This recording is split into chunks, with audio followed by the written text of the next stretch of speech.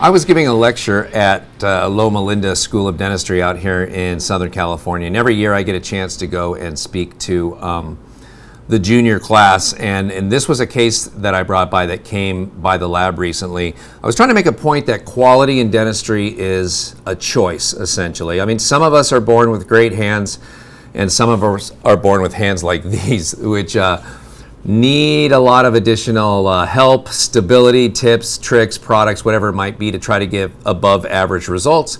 Because only 10% of the people can be in the top 10% of the class, and then there's the rest of us. And I was trying to impress upon them it was a combination of patience and making a choice to do quality dentistry and not having to be able to just crank out a great prep the first time that you try it. And the other point was, as soon as you take your eye off quality and kind of start cruising, it naturally slips. It can pretty much only go down without constant input. Quality never accidentally seems to drift up. It always seems to go the other direction, whether it's a lab technician or whether it's a dentist. And so I showed them this impression. This is the impression for that case. And it appears to be just essentially blue mousse. And I'm afraid that's the prep. And so that's the prep. Tooth number 30, tooth number 31's missing. And if we turn it over, we can see the opposing where we're clearly biting on the tray. And so you can't see any light through the impression because the bite is off. And it's a little tough to even tell where the prep was because there doesn't seem to be any signs of retraction. And if we look at the stone model, it's probably what you'd expect. It just kind of, it drifts off, and there's places, on the buccal where you can kind of get an idea of what's going on, but then it just kind of disappears on the mesial, and then just kind of turns to nothingness on the distal lingual.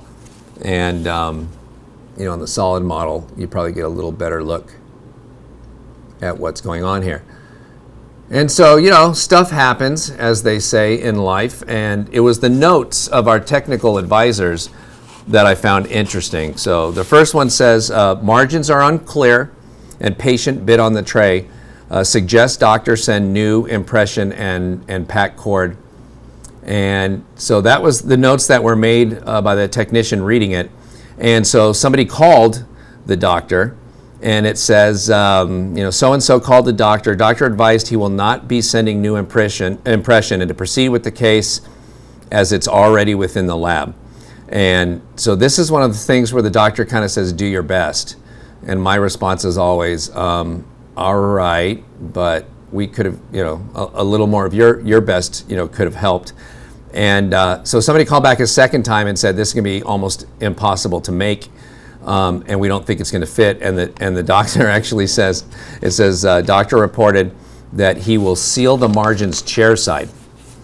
And sealing the margins chairside is an interesting concept. It's, I guess this is what happens when you cement a crown that has grossly open margins, and maybe with flowable composite or something like that, you seal the margins. And so I think anybody can be excused for an impression like this, although when you see, an impression like this, you kind of go, let's do that again. Patient was biting on the tray, and that kind of sort of doesn't look like a prep, I should say.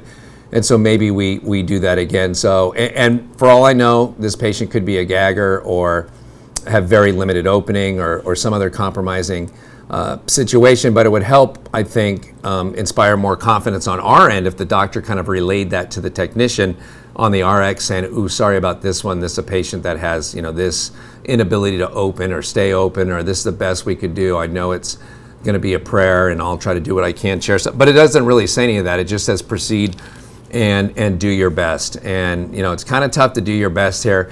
And the doctor's, attitude about it is sometimes what's concerning. And so we eventually made the decision not to do this crown because it's hard to feel good about doing this crown, even if we say, hey, we're not going to pay for the remake if it doesn't fit. But, my message to them was, this doesn't have to happen, cases like this, and this is just one that got pulled out of there.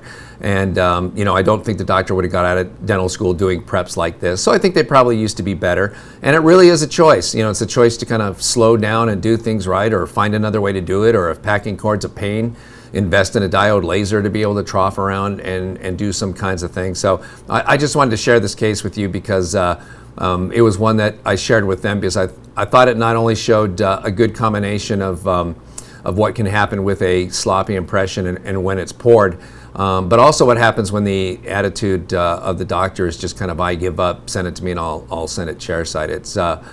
It's a bad combination that's going to lead to a way less than ideal result or restoration for the patient. And in this case, we chose not to make it and not to become involved in that situation.